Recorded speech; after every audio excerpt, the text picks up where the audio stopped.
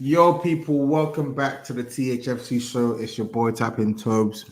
I'm joined by my bro, Fuad, man. My Marley brother. What are you saying, man? Hey, another week we here, baby. You know what I'm saying? It's always good. I always say, see, the thing I like about our show, we don't do it like post-game straight away, a bit like stoppage time where, temperatures are high. This is like 48 hours cool down period. This is therapy. You see me, I got my robe on. I'm cozy in my crib. Listen, therapy, man. This is therapy. I enjoy it, bro. Yeah, I'm with you, man. Go again. Sorry. My YouTube. I don't know why. What that ain't your ringtone, big man. I said, my love. That's not my ringtone at all. That's not my ringtone at all. That's a YouTube ad, mate. That's a YouTube ad. Yeah. Listen, we're here to talk all things Spurs, man. And I must say, just one normal day, Spurs, please. Just one normal day. It's not possible, man. It's not possible. People, for those who are locked in, man, make sure you smash the like button on your way in. Smash the like button. Make sure you're subscribed to Fuad's channel. Make sure you're subscribed to my channel as well. We had to give you this dose of THFC pain or joy just before the League Cup game, right? So, Spurs, let's get straight into it, man. The last time we spoke, Fuad, obviously we had just got battered by Arsenal. We were up against Man City, right? Coming up to the Man City game. Yeah. We obviously lost that game 4-2, right? I was like quite annoyed with the team, but unsurprised. And I can't even recall. Do you recall what score predictions we gave? What, for the City game? For the City game, yeah. I think I predicted a 3-1 win for them. Like, I don't think we really predicted that one. I think we predicted the Arsenal one. Or was it after the Arsenal game? I can't even remember, man. You know my memory is foggy, man. After the Arsenal game, but I just know we both predicted. Any predictions I did going into that game, I don't think I was kind of having our hopes up. I think coming off a North London derby defeat, I think the cloud over kind of Conte's situation, and you looked at our team, the way we'd played kind of since coming back from the World Cup. There was nothing there to really convince you that we could even catch even an off City. That I looked at it as like we could possibly be almost a rejuvenation game for them. Do you know how it is? Teams always have these records of, they haven't beaten us or whatever. And then it's like, Dr. Tottenham will see you now type of thing. So you know what it is. Yeah, man. I had no doubts whatsoever that Man City were going to beat Spurs that game. Even when we were 2-0 up, I'd never believed Spurs were going to leave here with 3 points just because of how bad the team's been playing in recent weeks, man. They don't create like a they don't really create like a atmosphere or an environment that allows you to believe that this team are just going to take home the 3 points, man. Yeah, but let's actually get it's the manner in which it happens, though, bro. But sorry, you were going to say? Yeah, I was going to talk about the manner because initially I was like, oh, Conte, you got to do better, you got to do this, you got to do that. But I took a step back and I said, if I'm Spurs and I'm coming to Man City, what do I want to do to make it difficult for Man City? And I said, I would make sure my team's compact. I would make sure my team close down Man City's game changers, the key ones, right? And I would try and stop crosses into the box. And I would put bodies around Haaland, put a lot of bodies around Haaland. Don't give him any space and time to maneuver his way in the box. And I don't know about you, but I think, even though I think Conte's given up with his tactics, his plug and play low block tactics, it sort of worked in the first half. And I feel like even though the team were not good in terms of the amount of chances they were creating going forward, I felt defensively and in some passages of play, we were kind of decent in the first half. What do you think? You could say that, but I think it was more of City still hadn't hit their stride and we were just kind of taking advantage of that. And I don't think even then we were really creating that clear-cut chances. I don't think our defensive was looking as solid because City, just as I've said all season, they haven't really felt like they've clicked. KDB hasn't really looked that top firing on all cylinders. Bernardo Silva looks a mile off. Foden is so inconsistent. So it's just kind of like City were just going through the motions. And in all honesty, I think, you know how over the last 8 or 9 games or whatever, it's always been a thing where we've waited for teams to score against us, for us to react. And it was almost like that for them. I can only imagine what Pep would have said kind of at halftime to kind of, it wouldn't have been a lot to get a reaction out of them. But I felt like us giving him that 2-0. I said at halftime, I was doing a watch along at DR. I said, yo, if they score within the first 5 minutes of coming out and we don't come out with that same gusto that we did in the North London derby, because in the North London derby, that 5 minutes after the second half was the only bit where we actually looked like a threat. I said, we have to actually go on the front foot now. And just for that first 5 minutes to let them know, listen, this ain't going to be a backs to the wall job. 1, 2, 3, 6 minutes, bro. I'm thinking, what the hell, bro? I said, if it goes 1, we'll crumble, but I didn't expect 3 in, and it's the way the goals go in. I think. Well, we're gonna get into that now, innit? But I don't know. I felt first half, I felt the team was somewhat disciplined defensively, which is a far cry away from what we've seen over the past couple of months, right?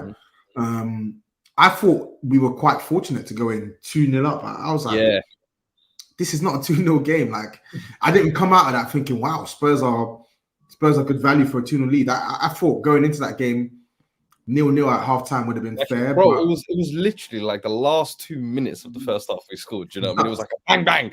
And I was like, where did this come from? Yeah. I'll take it, but we'll see how this goes. Yeah, exactly. That was literally, I was like, oh shit, yeah, mad. Fine, we'll take it. I felt Ederson let himself down completely for the first goal. And I thought Harry Kane did well to dig out that shot for the second goal, and then Emerson Royale followed it up. It's crazy. Emerson Royale has probably had 2 back-to-back decent games for Spurs. I felt he was actually, by his standards. No, wait. By his standards, he was good yesterday. And by his standards, he was decent the other day as well. But you know how it gets with Spurs fans. Oh, he's played well. Let's keep him. Emerson Royale was decent by his standard. That standard is still far from good enough to be starting, to even be on the bench at a club that aspired to be a top 4 side. I just want to put that out there. That's why I chucked up my little tweet yesterday. But he did well for the goal. But I just want to make sure. All that nastiness. Bro, it's disgusting, man. I've seen. We'll touch on yesterday's game, but I mean, like, I was getting in home and I was just looking at the timeline. I was just like, just so much prop in it. I was thinking, what's going on here? Stain. I didn't even want to comment on it, and then I tried to go sleep and I couldn't. And at like 3:30, I was like, just fuck 12, man. Fuck 12 for life, man. I ain't with that shit, man. Good game hype, bro. This is trim that pisses me off, man. But hey, don't kill me with the trim. This is trim, man. But you know what it is? Like, I'll give him his props. Like, he actually played. He played by his standard. He's actually had 2 back-to-back like decent games, isn't it? But just because a crap player plays well does not change the fact that they're still crap. Do you remember? Do you remember last January when Dyer did this? When Davis did this? Like, these men do this closing window time, contract coming up to 18 months time. Ball out. I'm gonna show you something. Pedro Porro hype. He's probably screaming in the dressing room afterwards. I'm like, brother, relax, please. You need to be part of that exchange package. Listen, as good as he played, I'm happy for him, but I hope that only does us well in terms of being able to offload him and looking like an actual appealing prospect away from us. Because I'm done with the whole and get rid of him. Like. Bro, I don't know, man. It's tough watching him, bro. Just get rid of him.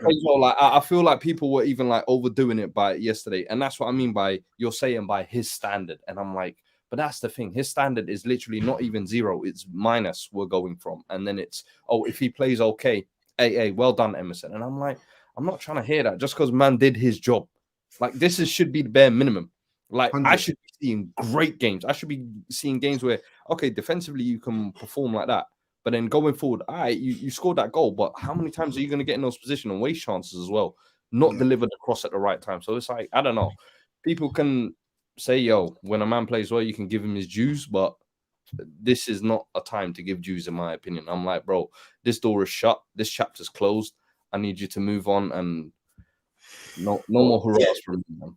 I didn't even want to spend too much time on Emerson, but I guess it's good that we can free the rule, man, because some of the stuff I was seeing on the timeline, and even this morning as well, some people are, oh, he can be a decent right back. I'm like, just get rid of him. Why do we do this? Why do we let one good game or two good games change the perception? Even in these games, you can still see, even when he's playing well by his standards, you can still see why he's not at the level. You literally can see that because you can't play through him. You can't play through him. So props to him for having two good games by his standard, coming back into the team. But my guy, you got to bounce. You got to cut. Yeah. But let's actually talk about that second half, man. Because I'm looking at the stats now again, and I just like we conceded 3 goals in like 18 minutes. Conceded like 3 goals in 18 minutes. So the first goal that Man City scored was on the 51st minute. Second was on the 53rd. Third was on the 63rd. And listen, we both like him, but if we're gonna cook the worst wing back in our team, we have to cook the supposedly best wing back on our team, because I like Perisic. I don't think he's been good for Spurs, but I don't think he's been awful either overall. And man, oh man, this guy does not like playing in Manchester. This brother does not like playing in Manchester, because this is the second time I have seen him flambéed in Manchester. I watched him with my own eyes in Old Trafford get rinsed by one of the poorest wingers in the Premier League right now, in Anthony. And then I've seen Riyad Mahrez. Oh my goodness. It's the slowest wingers as well. That's how I'm like, bro, at 33, you should be able to catch these, man. Bro, and you know what it is with Perisic as well, yeah? Like, Mahrez is a tricky winger. Like, he's beaten better defenders than Perisic. So I can forgive you for getting beat by Mahrez. But there were basic things that you expect Perisic to be good at that he just couldn't do. The first goal, he gets beat too easily. You're meant to show a man on his weaker foot. You showed him on his weaker foot. So you've got him in a good position. You get beat too easily. He skips past you. And then, okay, he's done you out. And you're thinking, okay, cool, fine. He's done Perisic. Fuck's sake. He's about to cross it in. Somehow the ball's not landed to Haaland. And there are 3 men that could have cleared that ball. How the fuck does Julian Alvarez still get the opportunity to put that ball into the back of the net? Explain to me, bro. It's ridiculous. It's ridiculous. It's unexplainable. And the thing is, it's with Perisic. I keep looking at it like, listen, he's a winger who's been put into this kind of role over the years or whatever, and he's performed it to a top level. And when we signed him, I said, listen, for me, I still think a signing like him is quality, but I still think it's papering over the cracks. And throughout the season, there will be points where he actually looks like a 34-year-old. You will start to think, hey, maybe this is why we should have gone for someone a little bit younger, type of thing. And I knew performances like this would come, but it's just a shame it's coming at the time it is. But I'm not too mad at it. And he's someone who I think has done a lot more good this season, in my opinion.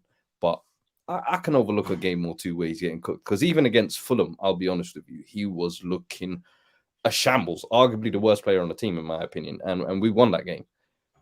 So it's been a rough couple of games for him, but I feel like he's one of those. He's had more good than bad this season, so I don't want to kind of pile on him too much. In all honesty, I think you look at his assist numbers, you look at set pieces. He's been the only one that's actually been able to offer any kind of product.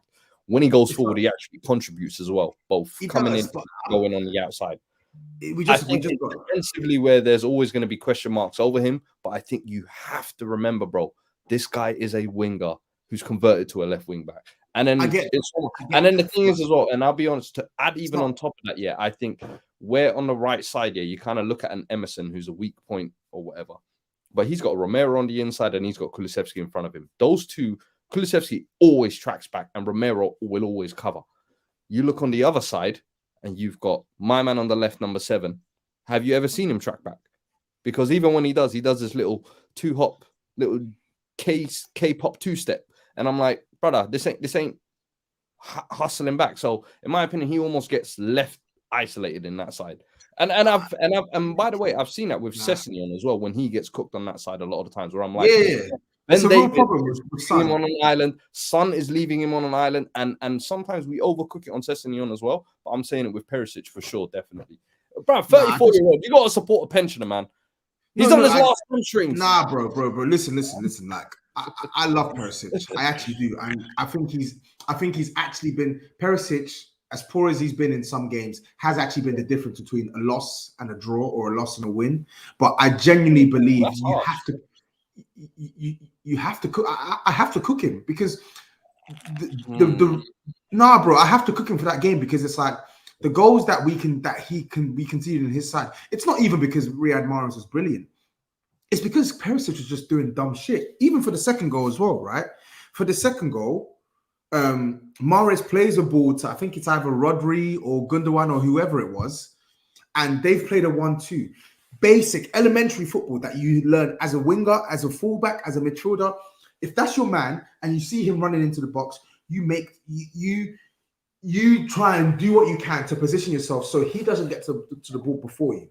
How the hell does Mahrez lay off the ball, run into the box, get goal side of you, and here's the kicker. Beat you in the air for a header. I'm sorry. I've never seen Riyad Mahrez contest a header and win. I've never seen it. And obviously it's hyperbole, but I've never seen it, bro. So how is Riyad Mahrez beating you in the air? You beat you in the air is something that is meat and drink. Perisic is a beast in the air. How is he beating you in the air? How's he beating you in the air? I think checkmate 7-3-4 days hit it perfectly. I think he literally underestimated him. You know the ones that you think Mahrez ain't going to win that? And it just happens, man. Listen, we've seen Reguilon have these types of games. I think the wing-back position has been a long struggle. And this is, I felt like in that second half, I don't know, we just kind of capitulated. And it kind of summed up where the team is at the moment. I just feel like, even when you look at kind of the substitutions that were made, I was like, first sub, I think, was Sessegnon, I think, coming in for Perisic, which I think rightly so. But then, I don't know, it just took too long for me for some of the other attackers to come on. I felt like Richarlison, I think he came on last 10 minutes, I think it was. I'm like, dumb from Conte. Yeah. So there were, I don't know. I think it was more than Perisic, but I fully hear you. He's had a disastrous couple of weeks, and you can't ignore it, bro. Of course you can't. But for me, I've never looked at Perisic here as a long-term solution. I've looked at him like he's papering over the cracks for this season, for Destiny when he arrives next year. And ideally, that's going to be kind of the two you rotate between next year, and with ideally Destiny taking the role you hope. But I think Perisic, I expected weeks and games like this. And especially the team that we have, I think you were going to get games where he gets cooked, where he looks 34. And unfortunately, that's what we're seeing right now. I think the issue with Perisic is he's clearly not capable of dealing with tricky wingers. And it's fair enough. It's not his MO. He's not a defender. We need to use him more in games where we're going to have more of the ball. We need someone who can break sides down. But like, they're just basic things, even for the third goal as well, bruv. The ball gets played out to Perisic and he completely gets the ball stuck under his feet. Bro. And it's just, and obviously Mahrez goes in, scores at Lloris's near post. Pathetic. Another pathetic goal. It wasn't just Perisic's foot, but again, these are things in your control. You gotta do better there. Because if we're like, I'm only being fair, right? Because I'm not gonna sit here and tell you Perisic has been a flop. He costs £0 and has actually been a positive impact in a lot of games for Spurs, but he's also been a negative impact in several games for Spurs as well. So we just gotta call it out, man. And I think the issue for me is Perisic is 33, playing in a new league, a much tougher league physically. And Sessegnon is so bad that we have to play Perisic. We have to play him. No matter who we're up against, we have to play him because the alternative is not better. Fact. But anyway, and the capitulation. Talk to me about the capitulation, man, because it's just, Bro, it just came off. I think I tweeted out. I was like, you look at every single goal. None of them were magically crafted City goals. None of them were was it Arsenal's second goal, a screamer where you're just like, you know what, fair play. You can't do nothing about a world-class goal. Bro, it was stupid individual errors. And the fourth one of them all, I think, just kind of summed it all up for me. Where you kind of have Lenglet, who's been getting praise over the last couple of weeks. Yeah, can he come into the team? Maybe make him permanent. I'm like, brother, there's a reason why Barca got rid of this Brer, and it's not for his defensive attributes. He's thinking he's got all this composure, and the ball scuffs off him. Last man, it almost reminds you of, I kid you not, City when Sanchez was getting put on a Beyblade. I don't know if you remember, head first into the ground. Just embarrassing moments. And I'm just like, listen, same old Spurs, different week, in my opinion. And the fact that this kind of result comes after the North London derby defeat, you're just like, brother, this is depressing, honestly. So depressing. Yeah. People big up. You watching that second half, you could kind of see it coming as well. With the way our defense is, and I've been screaming all season, I'm almost like a broken record at this point. But that defense, you do not have to be creative to get chances against our defense. You do not have to be dynamic. You do not have to be a popping team. You could be the worst low blocking team in the Premier League. Some way, somehow, we will give you chances, whether that's Lloris fumbling the ball, whether that's Eric Dyer, Lenglet mistakes, whether that's our wing-backs getting cooked in Perisic or Emerson. It's no matter what, it will give it to you. And a team like City, Lord have mercy. Go and give Haaland chances at will. Go and give Mahrez them type of chances. No, They're not eating that up, bro, for fun. What's mad is for me. Sorry, I've got someone at my door, but sorry, you keep going. I'm coming. And said he got someone at his door. What do you man reckon? Do you man reckon that's food, or do you man reckon that's the babes? Let's hedge our bets, yeah. I go food, more than likely, because he's out. Fucking. What are we saying in the chat? Man said, even last night the game was depressing and we won. Bro, facts. Like, you're thinking 1-0. The only comfort you can kind of even take from that was just the fact that it was a clean sheet and a win.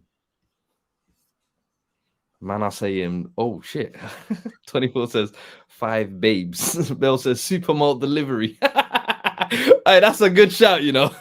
Toes is the kind of Bray. He'll have them Costco fucking cases ordered to his crib and shit. Neil says babes. Rotted. You might think Toes is getting babes like that.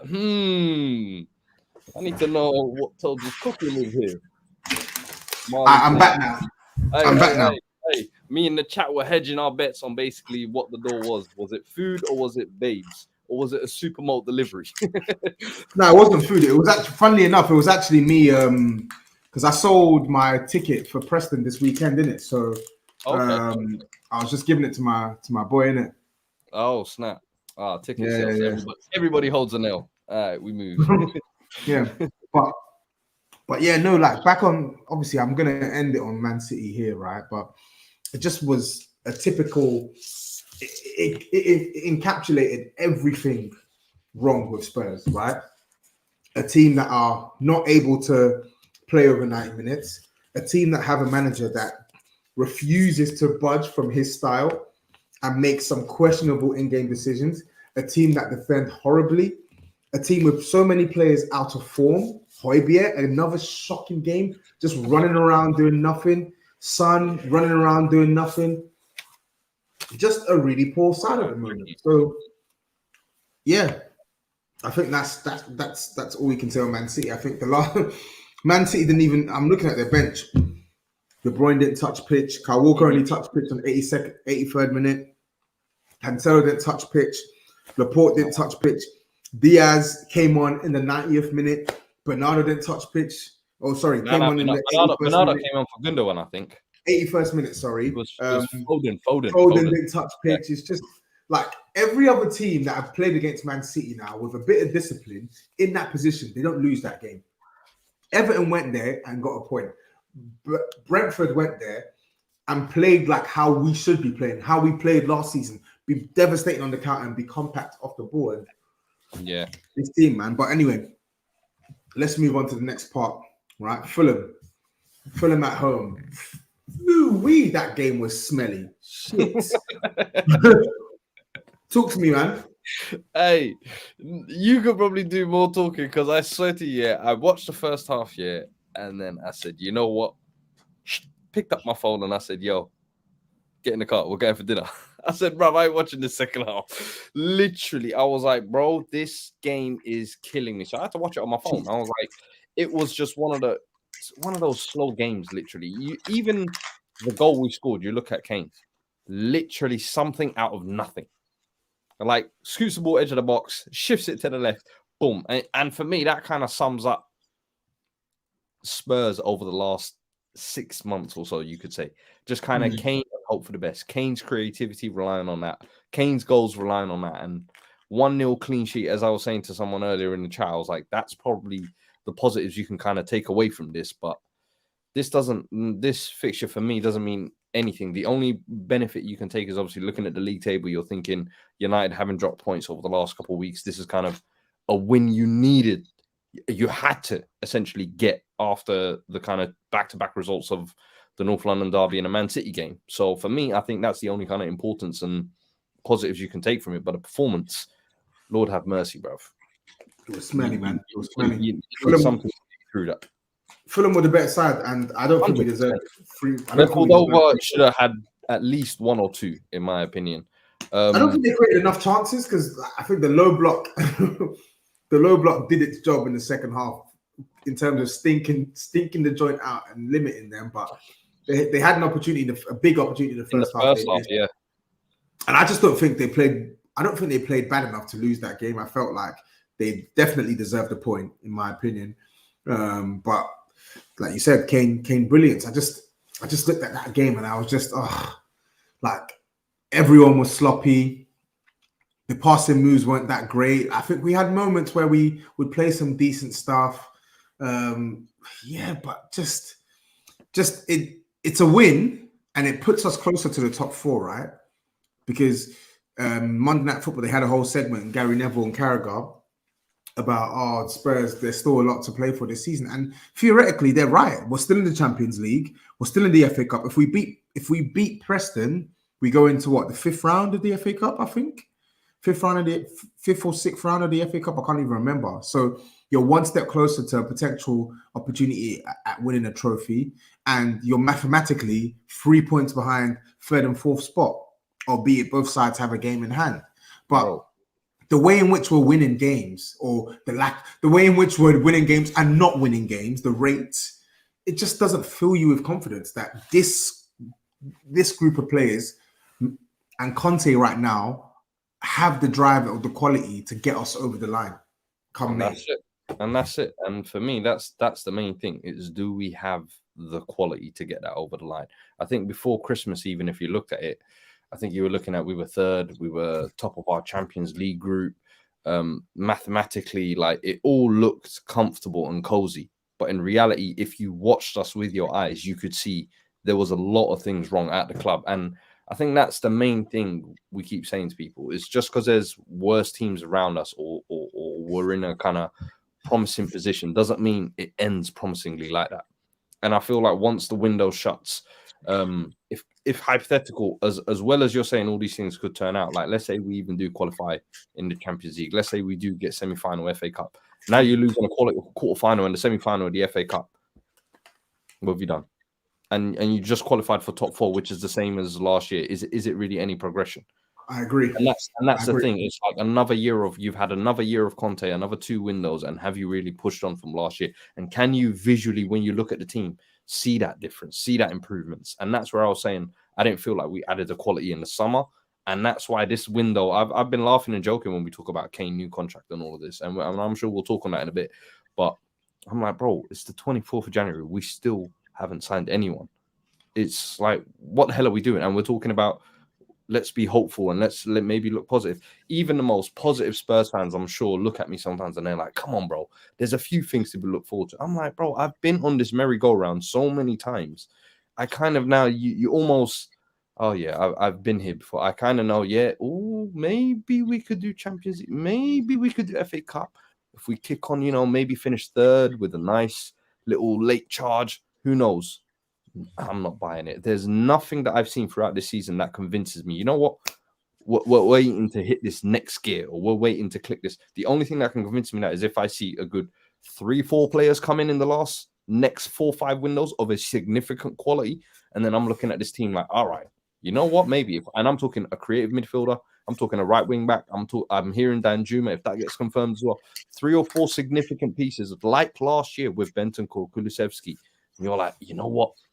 This is the spark plug you need. This can maybe give you a bit of momentum, a bit of excitement to finish the season. 100. At the moment, nothing. That's the only way it changes for me. That's the only way my opinion changes.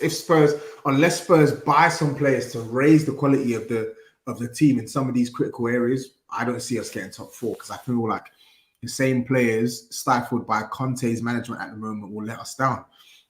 So I just think, yeah, man, I feel like Conte's not willing to put more than 50% into his job right now. And I don't think he's going to sign a new deal, which begs the question, why are we still... All these football dailies and all of them, one little clip of Conte going, and they're like, he still believes, passion. I'm like, bro, come on, man. Sign the team if you believe. PR. Exactly. It's PR. If he really wants to stay, he would sign a contract. He wants to leave, bro. No more fist pumps, man. Come on, man. He wants to cut. And I think we'll get into the transfer window in a second, but I just wanted to touch on some super chats as well. People, basically 400 of you lot in here, man. Make sure you smash the like button. Make sure you smash that like button right now. Do us a favor, please. It takes like 1 second and it goes a long way for us. And if you're not subscribed already, make sure you subscribe to Fuad's channel. Make sure you subscribe to my channel as well. We move. Let me just go through some super chats as well. Big up the super chats. So sorry if I butchered your name. Arpu says Danjuma at least provides 2 crucial qualities which Son seems to have lost: physicality and pace. Basic requirement for a counter-attacking team's front 3. Who says he's going to start? That's my first question. We'll talk on Danjuma later, but thank you for the super chat, bro. Tony Stark says Conte is just tactics, Tim with good player, just vibes. I don't know what that means. Do you know what that means? Okay. Next one from Tony Starks. If Pep isn't dumb and plays a 3, not 2 in midfield, we get ran over in the first half too. We have no ability to do things with the ball. Can't really argue against that these days. But thank you for the super chat, bro. Jamie Allen says, man like Danjuma. We'll talk on him, trust me. And yeah, those are the super chats for now.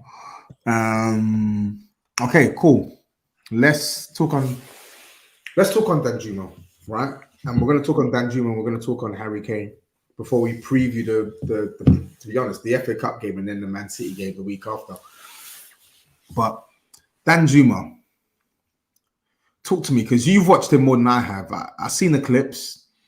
From to be fair, I'm exaggerating. I did watch some of him in doses last year for Villarreal, and I must admit he looked good. He looked really good. I remember him destroying Man United. Destroyed Man United both games. Yeah.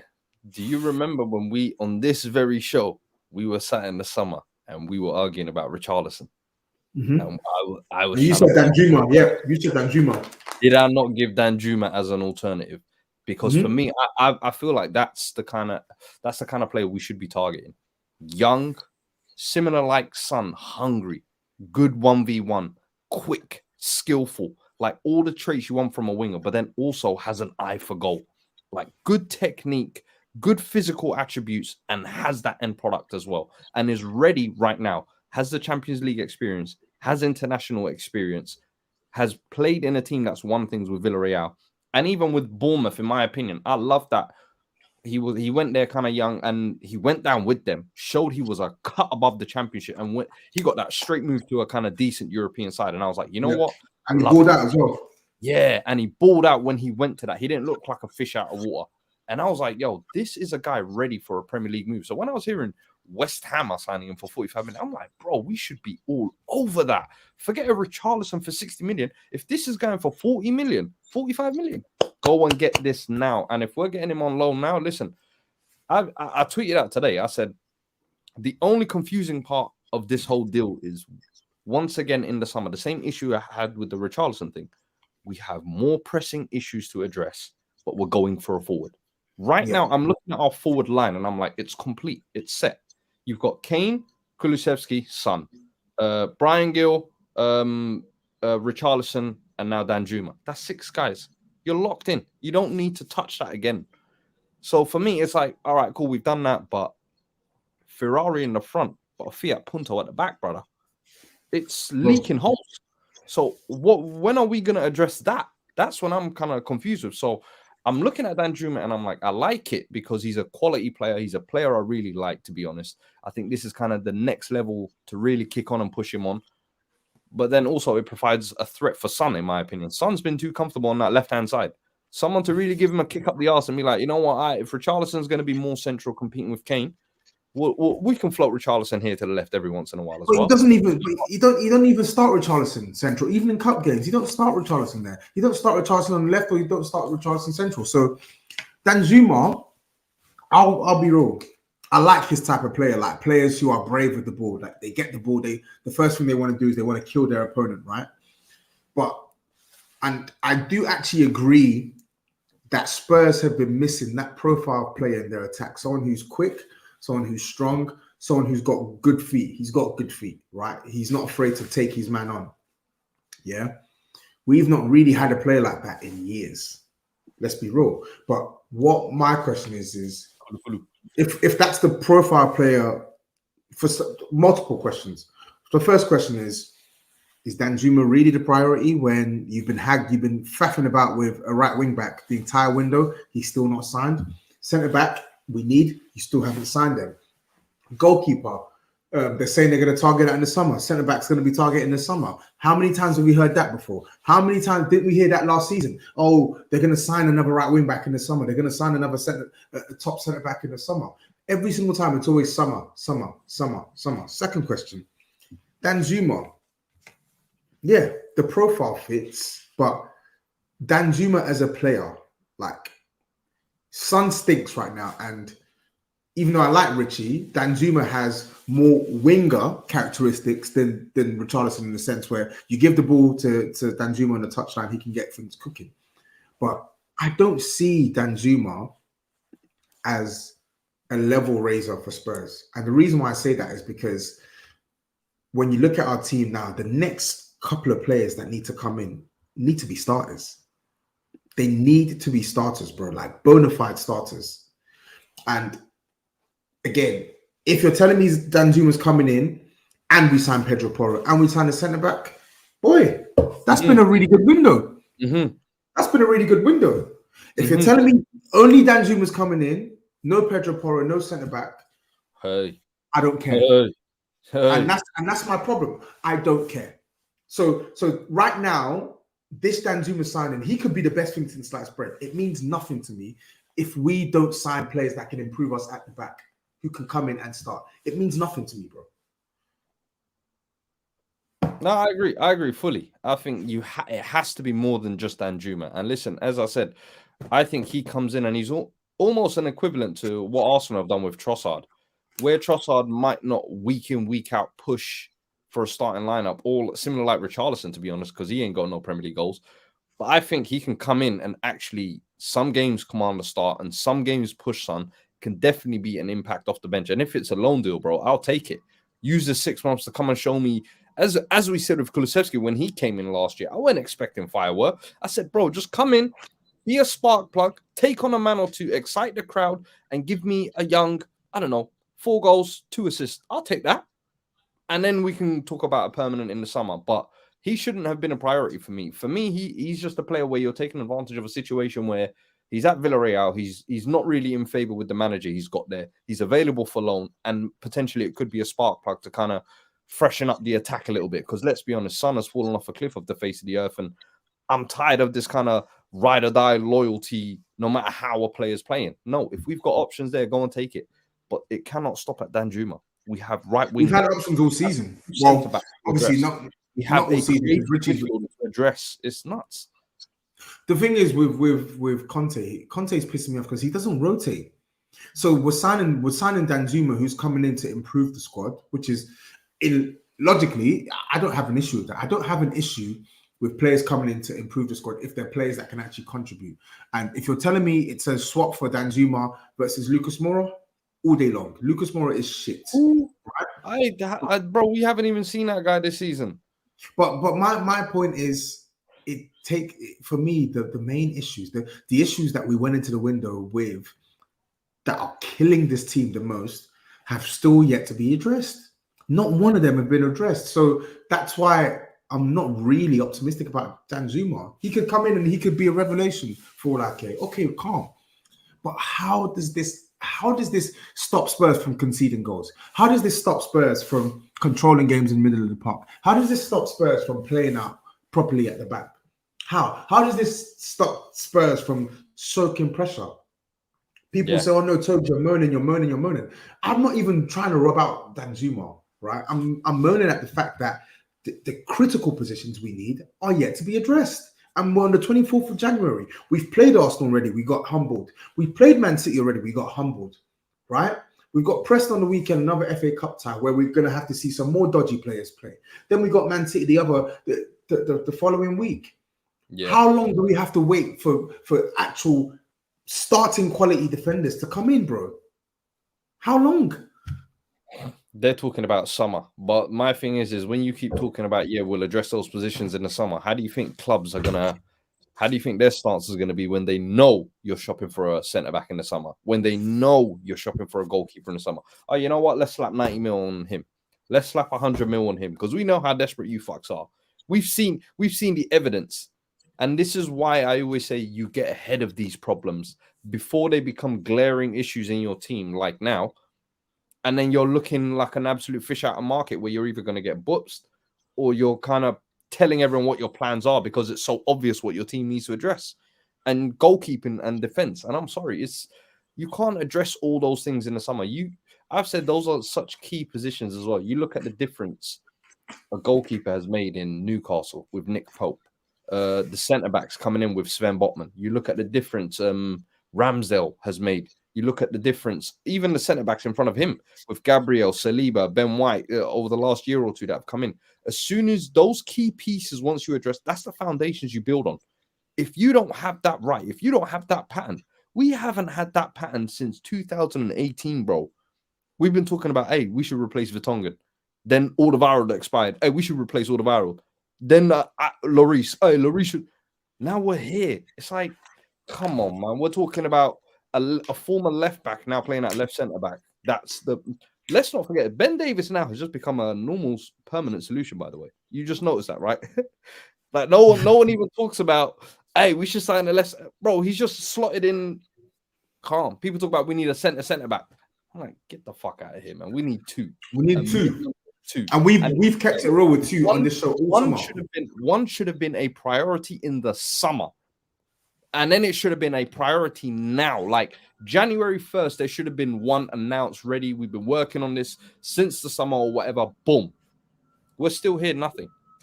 We need two. Bro, Skriniar has not signed a new deal. If you're really ambitious... the guy you've been chasing for how long? Go make a bid. Right there, 6 months left on his deal. PSG are talking about they want to get him on a free end of the summer. You say, you know what? Here you go. Maximum. 150k, 200k. I don't give a shit. That's a proven world-class centre-back, in my opinion. And my thing is... This club is always waiting for something. My thing is, it fits the bill in terms of what they're looking for, in terms of price. It's not expensive. Yeah. And his wages will be in line with the likes of Ndombele, Son. Who else is on big money at Spurs? I don't know. I can't remember. Can I ask you a question? Go on. The Badiashile. You've been watching first couple of games at Chelsea? He looked good against Liverpool. I'll be real. Fair play. Handheld, he looked good. They were calling me crazy on this very show. They were saying, hey, man, you ain't even seen this kid. Now, and we missed that one. Sven Botman. How does he look at Newcastle? I wanted Sven. I wouldn't have minded Sven Botman. When we first started THFC, when it was me, you, Henry, Cenk, I remember I was talking about, let's get Sven Botman. He's just won the title at Lille. He'll probably be around 25, 30 mil them times as well. They were saying they were looking to offload him for. I was open to him. I didn't Now I've never watched him.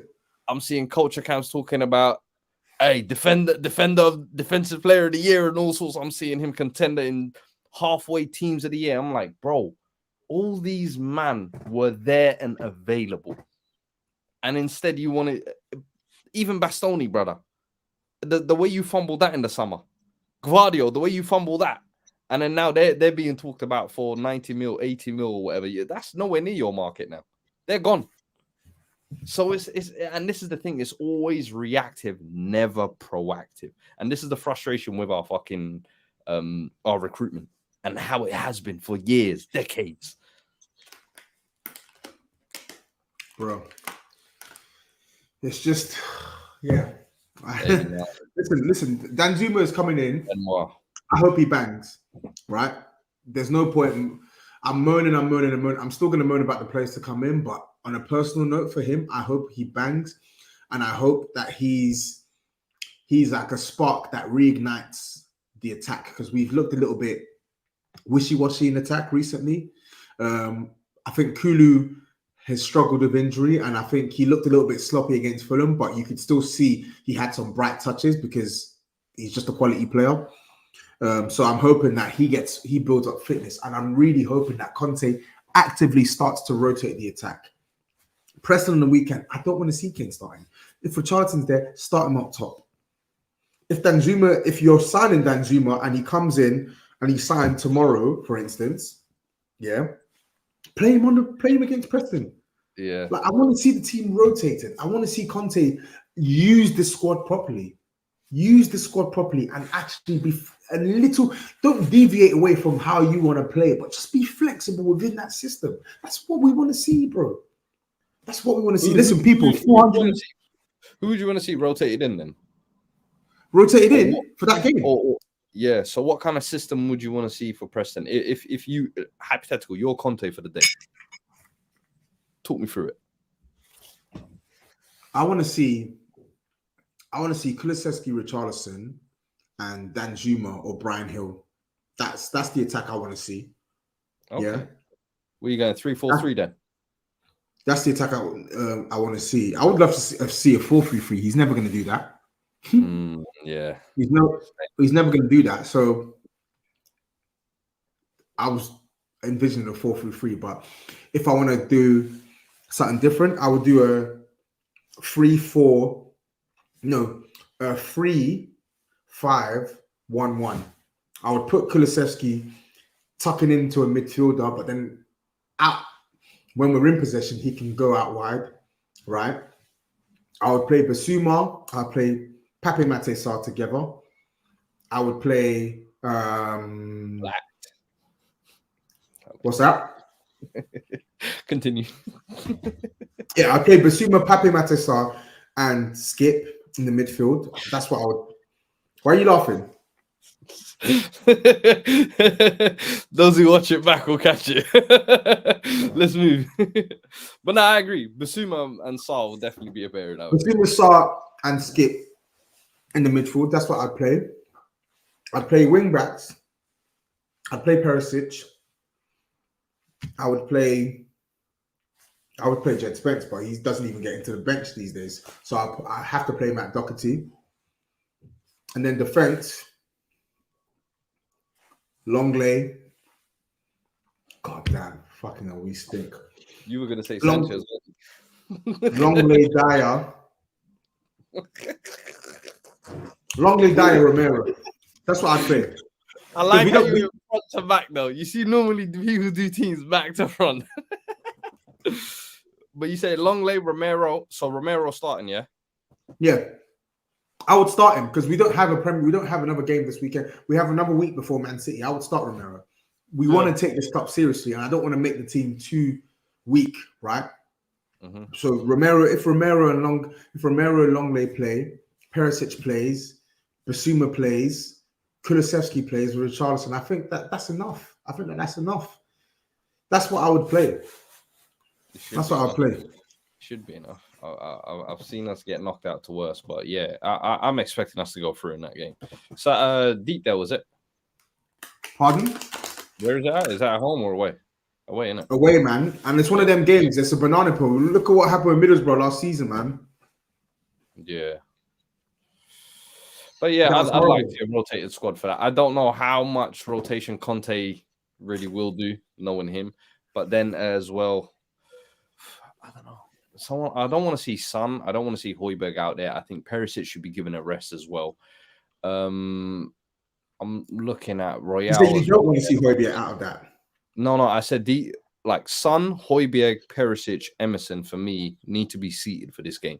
The others, I don't mind. I would stop Bentancur. I would drop Skip and I would start Bentancur. Bentancur, Basuma, Sarr. That's the midfield I'd play. And I'd bring on Skip in the second half. Skip and Sarr in the second half. Rest Bentancur and then Basuma as well.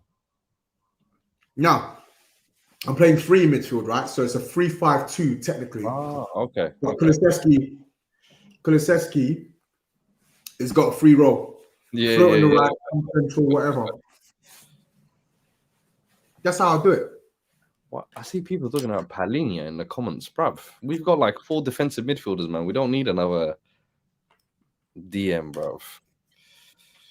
Palhinha is good, but yeah. And Nick is another one with his contract running out in 6 months. Another one I suggested 6 months ago. Boy, listen, something like that on deadline day, genius. That's a coup, as they say. Yeah, I agree. I agree. YG's onto something there. YG's onto something there. I like that. Bring me Enzo. Bring me Enzo. Oh, this Le Fee guy. Where does he play? Bring me Enzo. He's a centre mid. Can play as a 10. Creative genius. Dribbler. Set piece. Specialist. Like everything we're missing in that team. And you could probably get him, I would say, 20 mil. Max, I would say as well. Like easily, in my opinion. Someone who would solve a bunch of solutions. Pedro Porro, Enzo Le Fee, Danjuma, and Deka. That's a decent window. That's enough to make me think, you know what, we've got enough to see a top 4 finish and an FA Cup push to the end of the season. Listen, I'm hearing Enzo get linked with Palace and that. I'm like, brother, come to a real team, man. All this youth hype. Do I need to watch this Enzo Le Fee guy, yeah? Form of hype, bruv. Seaside hype, blood. Bro, can we talk about this Danjuma thing again, though? Like, obviously, the deal's happening now. The thoughts we've given our thoughts on the deal, but the circumstances around the deal is a mad thing, right? Everton thought they signed this player. He did the medical there. He basically all but signed. And there was one bit of paperwork missing from the FA, and Spurs have used that opportunity to sneak in there, get this guy to basically ignore Everton and come down to London for a medical. It's mad. Talk about hijack things. Bro, what do you think? The game is the game. I've seen it. I've seen Chelsea do it with Mudryk after he did all that twerking. I've seen Willian do it to us after doing the medical. So listen, the game is the game. And I'm sure even when he was signing with Everton, though, I was hearing talks of he's a bit hesitant about joining Everton because of the situation of the club, because of the managerial situation. So I don't think he was too keen. It was more of because initially he was linked to Bournemouth, a Bournemouth return. And then I think he chose against that because he's like, I'm probably a little bit better than that. Everton came in, who probably offered him a little bit more money. I don't think that quite panned out. Once, listen, you get offered Champions League football, you get to live in London, I think there's only one choice, man. It just logistically and financially made sense, in my opinion. So it's a shame for Everton because they're having to hold a bunch of L's lately. But mate, Bielsa's knocked them back as well. It stunk of Anthony Gordon's leaving as well, potentially to Newcastle. Yeah, hey, that's crazy. For less money than what they could have sold him to Chelsea for as well. So I don't know, man. There's a lot of L's to be handed around in Everton at the moment. But for me, it's this deal just stinks of Levy sniffing out an opportunity to try and almost, this will keep the fans on side type of thing. I'm making moves type of thing. But really and truly, I'm looking at it like it's a little bit of a, all right, I'll take it because I like the player and it's reactive environment. Yeah, but it doesn't address anything, as we've said. But whatever. I think the sensationalism of the hijacking of the move is what's getting a lot of Spurs fans excited of like, oh shit, yo, we jacked someone, But it's like, all right, it sounds cool and it all sounds good, but He's got a bank. It better work. So for me, I'm expecting, if he does come in, I'm expecting him to give a serious push for Son. And if he does come off the bench, I'm expecting impact, if that makes sense. Like young 4-4 GNA, I'll take by end of season. Yeah. 4-4. How many appearances is he going to make? He's probably going to make maybe subs and starts altogether. He'll probably make maybe like 15 to 17 appearances. So if you can contribute in half of that, like 10 G, if that's like 8 to 10 GNA, that's calm. 10 is we need to sell Son in the summer, which we do. But no, I'm saying GNA, not just G. Yeah, I know. I think the conversation about selling Son in the summer is happening regardless of Danjuma anyway. So hey, listen, they were calling me a cunt on Twitter. Hey man, I'm just saying my thoughts. I think so I'm gonna end it on this. I can't even remember what I had in my head. Flipping hell, my head's gone now. So Preston, what are you going for score prediction wise?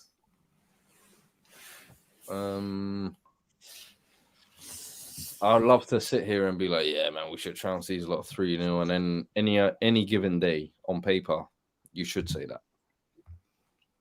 But I'll go for a 2-1. I'm the same. I'm going for a 2-1 win as well. I feel like Kane shouldn't start, but I can see him starting because I watched us against Portsmouth, and my goodness, that performance was shit with a capital S. And Kane has to pull us out of the mud again against a League One side. So I don't want him to start, but I can see Conte starting him. Danjuma, go last bit before we go. Danjuma's super chats actually, and then I'll let you say what you were wanting to say.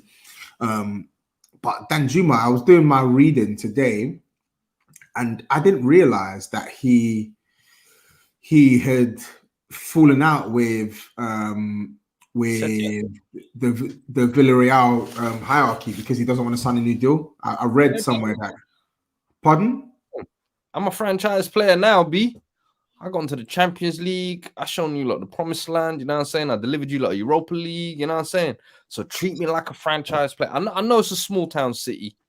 I know it's a little, 20,000 seat stadium, but there's money there. And I need to be top dog. That's what he's saying. So I hear it. When you're at Villarreal, you can do that. When you come Premier League and you come Tottenham and you see Kane, you know what? Let me my place. When you see Kulusevski, you're like, you know what? Maybe I'm not the best winger at the club. You know what I'm saying? So I think that's what it is. And ultimately, if you look at Villarreal, I respect it from Villarreal's standpoint as well, because they are one of those kind of teams that rely on good scouting, signing young talent. They don't rely on breaking the bank and keeping star players. The minute you start to bubble to that kind of star player, they're like, all right, cool, you can move on. Do you know what I mean? What's the details of the deal? Do we have a buy option included? I think from what I'm hearing at the moment, it's just a loan, but I would assume there is a buy or some kind of clause involved where we can purchase him, because otherwise it's just what the fuck? Genuinely. Like, what are we doing? Like a 6-month loan for someone we can't even sign permanently. Like that's why the Lenglet thing rubbed me up the wrong way even more in the summer, where I was like, okay, if this guy even does bank, now what? Now we've just basically made him premium in the market. And I didn't want him permanently anyway. I didn't want him to begin with. Agree. I said even if he had a stellar season, I'm like, I don't believe he's got it in his locker like that. But I don't know, man. It's funny how our recruitment, our planning, our direction seems to be at the moment. But Danjuma, let's hope he can kind of come in. People saying buy option. Can you drop the link for where you've seen the story? Is it Ornstein that's reported this? Hey, let me go check Fab's page quickly.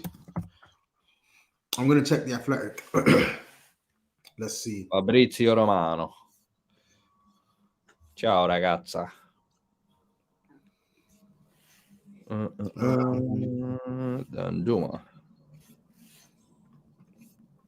Danjuma. Loan deal and agreed medical. I don't see anything about a permanent. Yeah, I don't see it as well. I just see loan deal at the moment. Yep, same. And I believe it was the same case with the Everton deal, was a straight loan, to be fair. I think with apparently I didn't realize he could play up top as well. Every time I watched him, he's played out wide, but no. That's where he's. I think for Villarreal, a lot of the time with Moreno, innit? Yeah, he's played through the middle for them. Whenever what's that other Spanish forward? Whenever he's been out injured or whatever, they've got Moreno. one. Is it Moreno? Moreno. They've got Moreno and another one, basically. But yeah, whenever they've gone missing or not played well, he's always filled in and done the job. And I think, obviously, where they've fallen out this season, they've just been like, why don't we cash in on him while we can? Listen, taking an opportunity, but maybe an opportunity you don't really need to address when there's other areas to address. Go and get me Poro, blood. Go and get me. I'm not even speaking on Poro. Just hearing his name pisses me off now. Until it's done, I don't even want to hear his name. So, bruv, I ain't speaking on that, brother. There's a Portuguese kid out there as well, Antonio Silva, bruv. I've heard of him. He plays for Benfica, right? Yeah, first season breaking through. Yeah, I reckon he's probably too big of a gamble for the top sides, a la the Madrids. And if I look at, to be fair, the centre back market, I think teams like Chelsea, City, Madrid, all the top sides, they're kind of well stocked at the moment for centre backs. So a player like that, who shouldn't really be playing for us, in my opinion, I think we should pay the 40, 50 mil, whatever it is in the summer, to make him like the marquee centre back, in my opinion. Like, he is someone who I think we again, you don't get him this summer. Next summer, you're talking about 85 million to Barcelona or Liverpool, Van Dijk replacement type. So listen, get ahead. Stop planning. This is the problem, man. Give me the fucking director of football jobs, man. Bum Paratici, yeah? 30 months he's in jail. Give me a 30-month contract. Oh my God, we didn't even speak about that guy. Bro, listen, I will work for I saw him at the game and I was like, wait a second, aren't you meant to be in bin? I saw him at the Fulham game and I was like, why are you here? Why are you still in the job? Why the F are you still in the job? Honestly. Yeah. And I'm seeing some report. I don't know if it's real, so I'm not going to believe it. But I'm seeing some report apparently on how Kulusevski and Bentancur are two of a group of players that were involved to have received taken lower payments or something like that to join, lower salaries or something like that to join Juve or something. I can't even remember. Listen, all those are loyal men. You know what I'm saying? Like, those are men who are looking at the team and saying, you know, we'll smudge the numbers and look like we're taking less, but they'll still take the real pay home. It's a little bit slimy, to be fair, but I hope they don't, because those are two players who I think even over the last couple of weeks, you felt their absence when they're not there. Kulusevski, without him, that forward line does not move in the same way it does. Bentancur, we do not have the same drive, the same hunger in that midfield when he's not there. So if them two are out for a whole month, you might as well kiss top four goodbye, big man team. But wait to see, because I don't know if things can really extend down to that level. If I'm honest, I think the buck will probably stop at Paratici. When I'm hearing he's got, people are even saying falsely, is it false? Is it fake? I don't know. But I hope it doesn't. I hope the buck stops at Paratici. I couldn't give a really shit about him. He's been kind of hit and miss with a lot of his shenanigans. I haven't been too convinced with how his scattergun approach doesn't convince me, in my opinion. I think a lot of targets could have been targets that we got when we were in Europa League. Even the ones we get linked with always seems to be selling a dream at the start of the window. And by the end of the window, we're looking at kind of scraps and kind of quick buys and panic buys. So I don't know. I haven't been too impressed with him during his time here. So if Conte is going to leave at the end of the season, take Paratici with you as well, please. You know, I'm not mad at losing Paratici. I'm there though. If need be, would you vote me if there was a vote? You know, director of football. You trust me. Come on, Brad. How many players have I recommended over the years? You know what? I do trust your judgment with players, but you're also a hipster as well. So you might start signing us bare these next gen kids because you play bare Football Manager. You're a hipster as well, so you start giving us names from fucking Uzbekistan, but he plays left back. Oh, I need people like you and Cams here to stop trying to shit on FM's database here. If you guys knew how much research and homework goes into that database here, real life clubs use this shit, yeah. Real life scouts. Bro, I'm not disputing that. You're forgetting. You're talking to a former FM. David Moyes has said he uses this shit. Yeah, listen, this is a. You're talking to a former FM addict, bro. You're talking to a former FM addict. I know. Everyone a kid on the block, though. You ain't lying. You ain't lying. Everyone a kid. Bro, the thing I would say with FM is FM's wonder kid hit/L ratio is predominantly high, bro. Like they very rarely get it wrong. I think they've only got it wrong with like Yaya Sanogo and a few others, right? I would say they've got like a 85% hit to bust ratio. They do have bust, but they hit 85% of the times. If they say a player is going to be good, even if he's not great, he'll be good. Do you know what I mean? Yeah. Well, hey, they're saying Weston McKinney on his way to Leeds. Thank fuck for that. Those links can finally stop. Good. Let him go to Leeds. I don't want him at Spurs. Let him go to Leeds. But listen, people, 360 of you lot in here. We're going to end this stream now. Thank you for tuning in. Yeah, it's been a pleasure having you guys on. Make sure you smash the like button if you ain't smashed the like button. Make sure you subscribe to my channel, to Fuad's channel if you ain't subscribed. Make sure you keep your post notifications on my channel and on Fuad's channel because we will be back next week. Yeah, next week we'll be back to talk. Should we do like a deadline day special something? Yeah. Oh shit, it's on a Tuesday, isn't it? On a Tuesday, yeah. Like the last hour or something like that of the transfer deadline, maybe time it towards that. All over it. Yeah, let's do it. Yeah, let's do that. On my channel, subscribe to that as well. 100. Put your post notifications on. Thank you for tuning in. Scout, another name. This Scalvini guy, I've heard his name bare, man. The Atalanta kid. Oh, he's the new Atalanta, the new flavor of the month. Don't get another one FM rated, but again, with some players, I'm like, I need to see a little bit more. Antonio Silva looks more the truth than Scalvini. I'll say that. Okay, we'll see. I'll do my scouting report, my scouting research anyway. But people, thanks for tuning in. Oh wow, super chats. Last two super chats.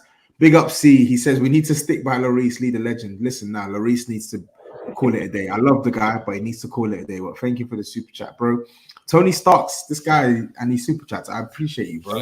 Realistically, we need 4 because Longley is going, and we need to be selling Sanchez and Tanganga, bro. Yeah, that's what we. You're right. We need like 3 more alongside Romero, but that's not going to happen in one summer. So, yeah. Thank you for the super chat, though. People, take care. Bless up. Peace. Have a good evening. Good evening.